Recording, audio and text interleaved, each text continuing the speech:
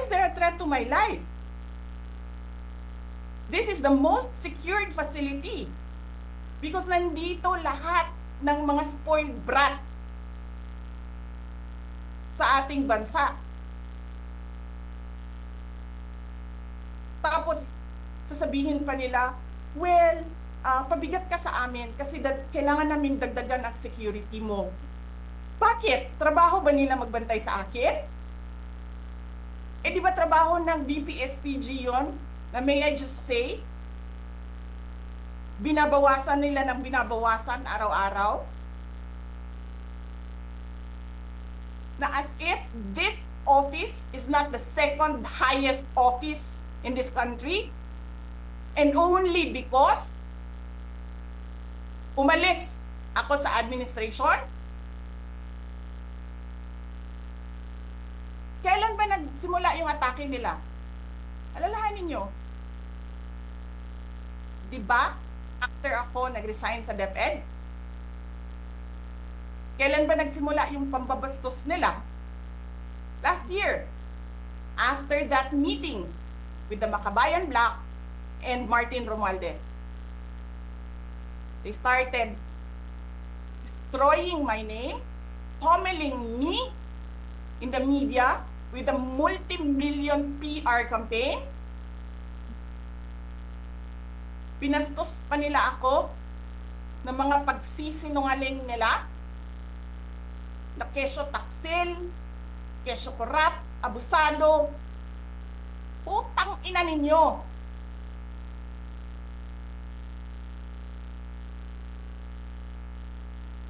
Sino ang korap? Yung mga congressman na yan na nag-hearing, anong sinasabi nila? Pagkatapos, pag na-off na ang mic, pag wala ng media, pasensya na kayo ha. Kailangan kasi namin ng pera. Mag-eleksyon na kasi. Pakisabi kay Sara ha. Hindi ko naman gusto tong ginagawa ko eh. Eh putang ina, hindi mo pala gusto ginagawa mo eh. Eh bakit mo sinisira pangalan ko? Joel Chua.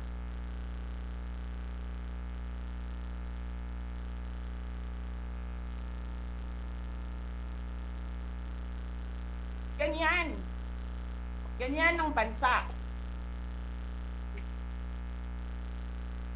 This country is going to hell because we are led by a person who doesn't know how to be a president and who is a liar. Alam nyo anong pruweba ko na sinungaling siya? Tinanong ko, dalawang businessman. Matagal na sa negosyo ng bigas. Because I was concerned. This is a campaign promise. 20 pesos na kilo ng bigas. And so, I really sat down and talked to a businessman. Sabi ko, sabihin mo sa akin, kung magagawa ba yung 20 pesos? Sabi niya, hindi. Napaka-imposibleng gawin yan. Because more than 20 pesos ang cost. Paano ka magbenta ng palugi? So, tinanong ko, nagsinungaling ba siya nung sinabi niya? And then, he said outright, yes. It's either he did not know what he was talking about, but so incompetent, or he was lying through his teeth to get the votes of people.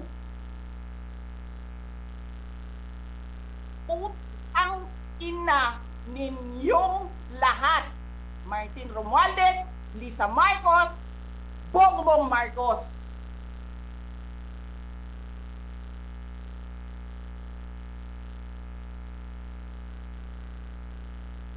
Ginigit-git nyo